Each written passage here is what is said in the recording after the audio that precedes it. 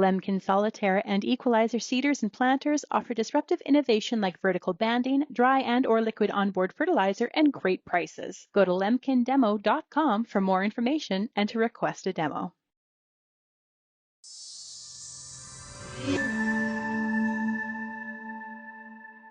Shaun Haney here with RealAgriculture.com and Real Ag Radio, Rural Radio 147, Sirius XM. We're at the AdFarm Farm Voice event and had a great time on the stage. And I'm actually joined right now by Dr. Terry Griffin of Kansas State University, who we had a nice hour-long fireside chat. Dr. Griffin, it's great to chat with you. Yeah, I didn't even realize it was an hour long. I mean, I knew that was the schedule, but it went by pretty quickly. Shaun, it's good to be here. Yeah, we covered a lot of ground, which was honestly was a lot of fun.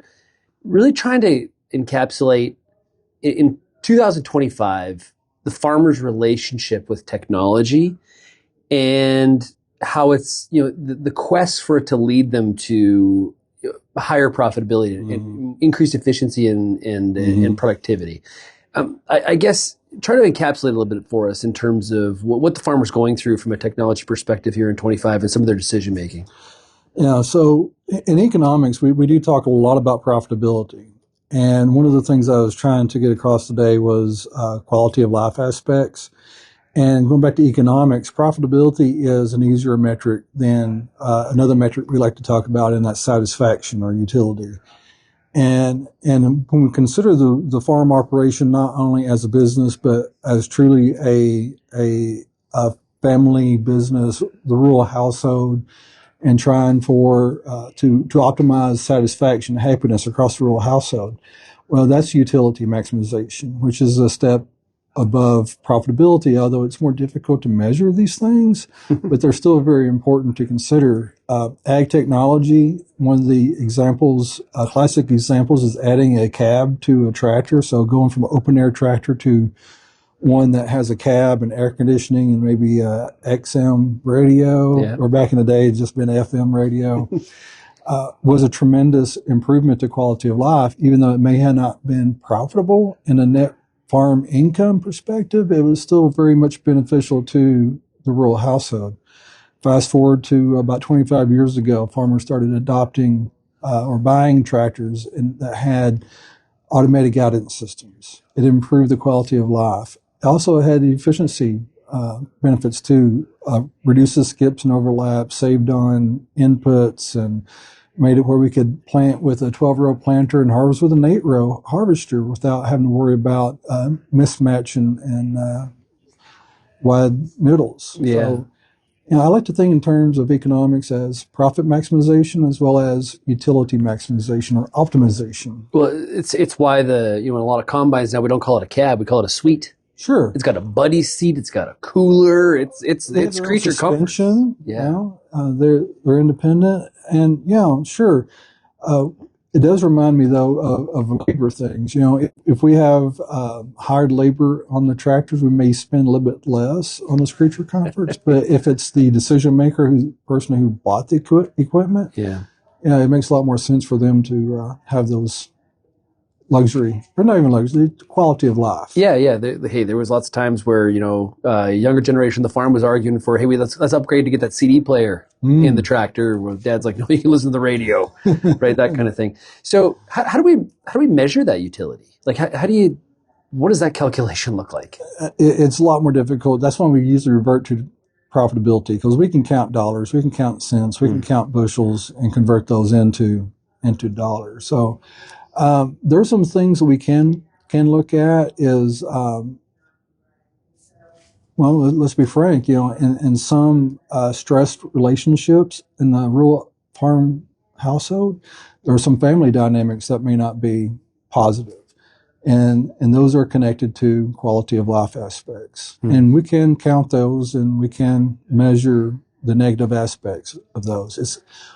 It's more difficult to measure the benefits when things are good, but when things are bad, we can see a cost. Yeah. The adoption of technology, still all about amount of complexity and upfront cost? A lot of complexity, especially when we're talking about the data side of technology. Automated guidance, automated section control, things that are automated removes the necessity for the human to be actively engaged in dealing with data, those are readily adopted for obvious reasons. The other side of the coin with the yield monitor data, soils data, as applied data, it takes a lot more skill set to make use of that for decision-making purposes than without that data. So it useful and empowers the decision maker if they're poised to make use of it. And so today in 2025, when we think about technology adoption, we're buying new equipment, definitely. But if we're buying used equipment that's less than 5 years old, it probably has all this technology on it.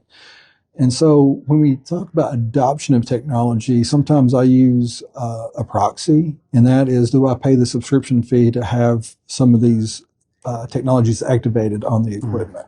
Is that why we're seeing so many subscription models out there now, because it lowers that upfront cost? It makes the supply chain so much easier on the manufacturer. And we think about hybrid corn, and there was all the stacked genes were added to that at one point, and there was a reason for that. It just made supply chain management so much easier, and then you can do differential pricing to those who made use of it in different locations.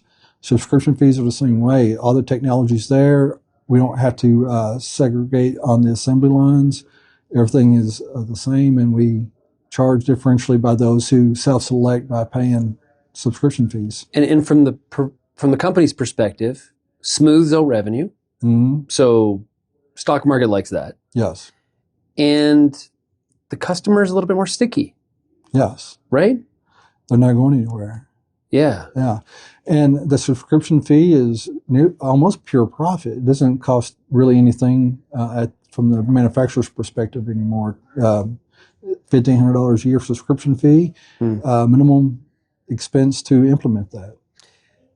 Are there areas of ag tech that are fading or maybe haven't lived up to the hype as much as we thought? I don't know how to put that, but the bloom is off. Sure. Yeah, as a data guy, I'm really disheartened that yield monitors are not as readily used as what I would have hoped when I started my career in the 1990s. We had huge promises from the agricultural research as well as industry about, hey, this is going to be the future. And it is. It's just that it wasn't the future in 5 years or in 10 years.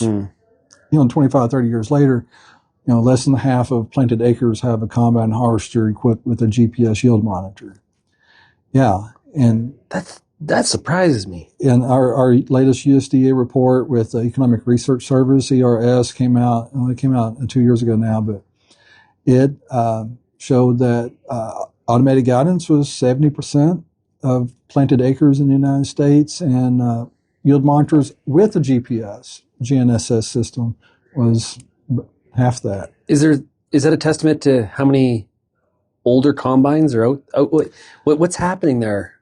I think it's a testament to the difference between automated and data intensive. So, I mentioned quality of life earlier, and I think everybody kind of understands that, and it makes life better. The opposite of that to me is human capital.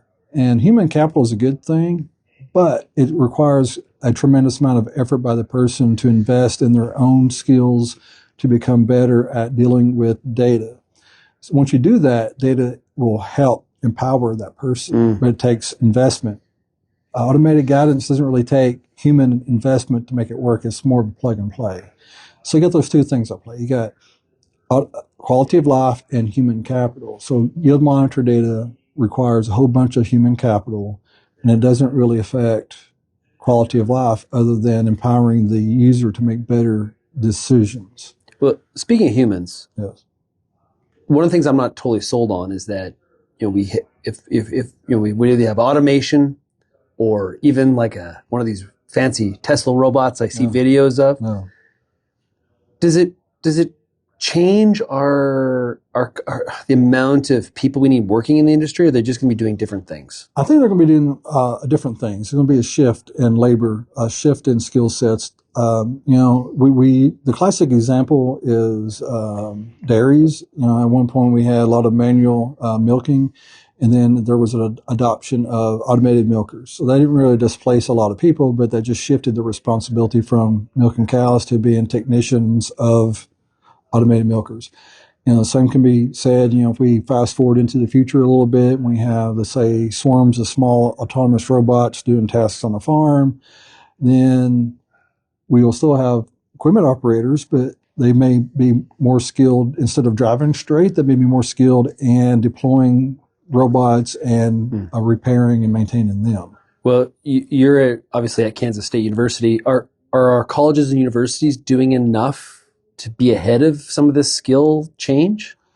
Well, that's a good question. We do training. We do research on autonomy, and that's one of our main research endeavors. For instance, I'm working on economics of deploying swarms of autonomous robots to harvest cotton, which is it's a perennial grown as an annual, but we can harvest from the same plant multiple times during the harvest season. That makes a little bit of more sense to deploy robots to that than some other grains.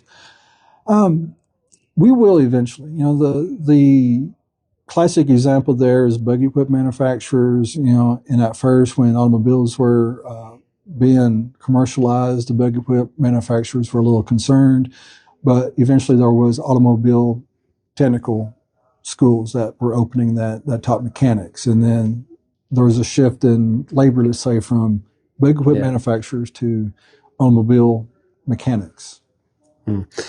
Interesting space. I got to ask you before we wrap up here, artificial intelligence.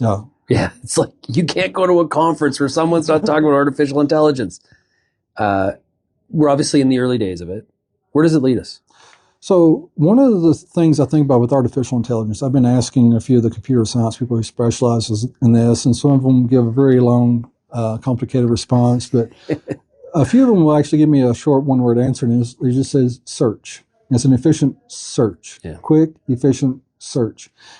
And my experience, I don't do research on artificial intelligence, but I use artificial intelligence in my research. So if I'm trying to build an economic model and I'm struggling with trying to solve it, or I'm trying to write some computer programming around the models, if I get stuck, sometimes I just go to one of the AI tools and say, how do I do this?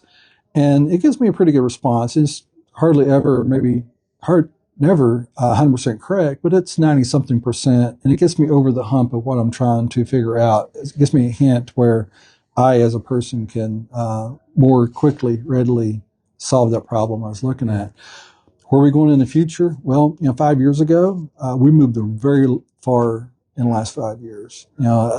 Today we were in the meeting and we asked the group if they've ever used one of the AI tools, and it seemed like it was pretty ubiquitous across the whole room. They all had used it. Yeah. Or, and there's some that probably didn't admit to using it, So it is uncanny the way how good it has worked for us so far. Yeah. The next 5 years, if we're at this trajectory, it's really no telling where it will be. Yeah, and many think that the trajectory, even like we're just at the beginning. It's sort of like that Intel rule. What is it? Every 7 years, like it's going to be fascinating. It's going vertical almost. Yeah, exactly. Well, Dr. Griffin, it's been great to work with you today on the stage at this Farm Voice event with AdFarm, and it's great to chat with you. Thanks a lot. Yeah, you too, Shaun. Thanks.